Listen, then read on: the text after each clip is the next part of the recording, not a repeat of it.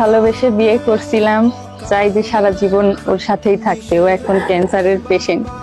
আমি চাইলে পারতাম ও ছেড়ে চলে যাইতে, অন্য একটা ভালো ছেলের সাথে থাকতে, কিন্তু না, আমার কাছে আমি যাকে ভালোবাসি মৃত্যুর আগ পর্যন্ত আমি চাই তার সাথেই থাকতে। সে যদি 2 দিনও বাঁচে, তার সাথে আমি 2 দিনের জন্যও সংসার করব, 2 দিনের জন্য হলেও থাকবো। আল্লাহ আমাকে 3টা বছর দিয়েছেন, এখনো সে আছে।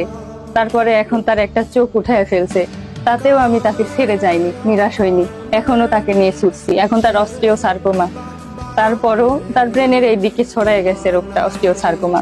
তারপরও আমি তাকে ছেড়ে যাইনি, কারণ আমি চাই মৃত্যুর আগ পর্যন্ত তার সাথেই থাকতে। আই লাভ ইউ আলিম, আমি তোমাকে অনেক ভালোবাসি, সারা জীবন আমি তোমার সাথে এইভাবেই থাকবো।